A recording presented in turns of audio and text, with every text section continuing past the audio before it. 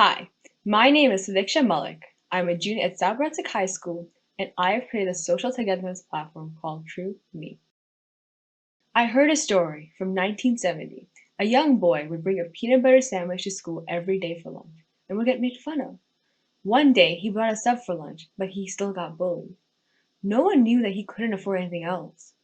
Now, flash forward to 2018. There's a little Indian girl sitting by herself. As she opens her lunchbox, the smell of different spices enters the air. Everyone avoids her. She's seen as different, as though she's an alien. For someone at such a young age to be treated as if they're not human can be traumatizing. These are the roots of emotional instability, things that we may not be aware of, but are deep rooted inside of us. So why? Why haven't we evolved? Why is it that our language, culture, ethnicity, race, and religion are seen as things that divide us instead of what brings us together? The world around us is constantly changing. New technological discoveries are being made every day. But what about us?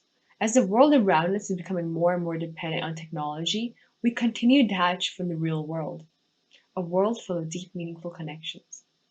Teenage social isolation is creating an upsurge of mental health problems. The pandemic has caused depression rates to triple as people live in uncertainty and disconnection.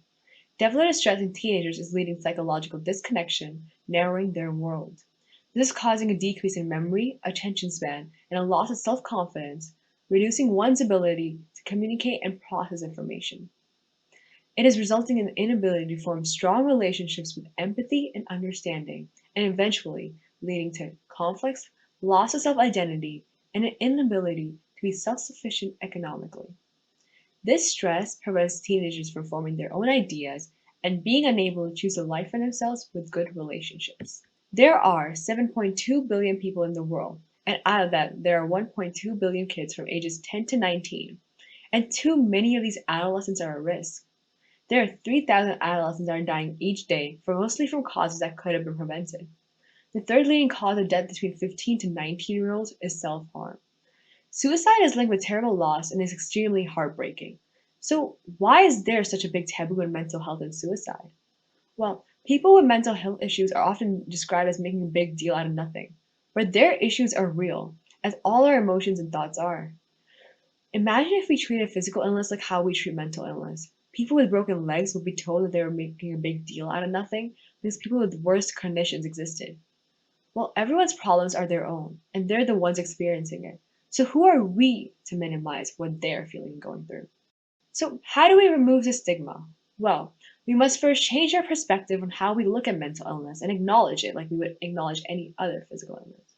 Then we must look for signs because oftentimes people with mental illnesses are crying for help we just don't notice. Some signs include visible cutting, isolating oneself from others, giving away personal belongings, and avoiding doing things that were once loved. However, sometimes people who seem the happiest are the ones who are suffering the most. So it is important to check in on others and never minimize their emotions. Take this as a reminder to contact your friends and family and ask them how they are, because even the smallest act of kindness can make someone else's day. So be the light at the end of the tunnel for someone. Mental health problems have become a major neuroscience focus. Research is being done to understand the impact that nature, animals, and everything around us has on our mental well being. Our mood is a result of our thoughts. How we think determines how we act. Stress can help motivate people, but too much stress decreases our ability to form short term memory. This makes it harder for us to learn, accurately recall past events. If we are unable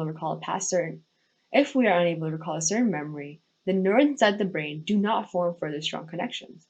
This impacts our gene expressions, the neural system that controls how we react, proving that our thoughts do in fact have a major effect on us. I am now connecting with Professor Bernick of the University of Connecticut to help her with her most important research. I admire what she does. Her most recent research is on relationship between kids inside a classroom and bullying experienced by immigrant children. She's trying to learn about bullying and discrimination and figure out how culture impacts relationships and the impact that can have on one's self-identity.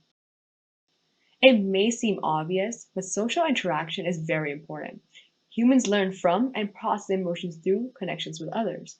Studies show that meeting up with your friends and family can increase one's mental well being and even reduce depression. The current situation caused by the pandemic has made it hard for people to meet up with their loved ones, but even the smallest act of calling your friend can help us. This shows why having deep, meaningful connections with others is essential. TV and social media plays a significant role in our lives, but they're also the reason why there's such an increase in loneliness. It may seem like social media has helped increase connectivity among people, but it has only led to us creating fake lives online. We are so invested in trying to show our perfect lives online that we have lost who we truly are. Although interaction with others is crucial for humans, even the smallest interaction with birds is said to be very helpful. A study shows that people who are the happiest live in an area with multiple bird species. Birds are beautiful creatures, and their chirping can help anyone feel more connected to nature. Have you ever felt stressed when you take a look at a dog or take a walk outside and you feel a lot more calm and clear? Oftentimes, animals are just cute balls of fur, but they also have a major effect on us. Oftentimes, people find that the best way for them to reduce their stress is to talk to someone, but many times people do not find themselves being comfortable talking to others. People feel as though they might get judged or feel anxious about opening up to others, while animals provide us with the ears that have no judgment. With the ongoing pandemic, as more of our world becomes technology based, we need to provide ourselves with real world connections. It may not be safe right now to meet up with friends and family, but having a furry friend at home can decrease the loneliness that many of us are feeling right now. We face another daunting problem: artificial friends or not. Many companies are now creating companion robots that are emotionally intelligent. They're going to make shows based on these human and robot interactions. And as kids start watching these shows, they're going to be more interested in these robots. So as we enter this new era of companion robots, what does it mean for us? Well, these robots will provide support and companionship for kids who do not have others to talk to. They will be able to sense how a kid is feeling and provide comfort to the kid if they're feeling upset or sad. The robots will essentially be an emotional support for kids and will help them open up about their emotions.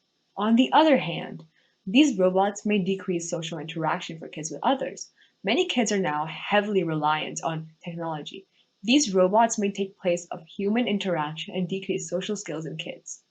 As technology evolves day to day, we must evolve with it. We must evolve our social understanding and connections because, in the end of the day, no amount of technology can change us at our core as a social being. So, how do we bring this change? Well, we must look back and understand when we let go of our connections. We have to recognize the fake lives we have created. We have to go back to our past to change our future. We must reconnect and allow ourselves to open up with others. It is our duty to make sure that we do not neglect the issue that we have at our hands, and we must begin to bring change to the society around us so no kid feels as though he or she is alone. Thank you.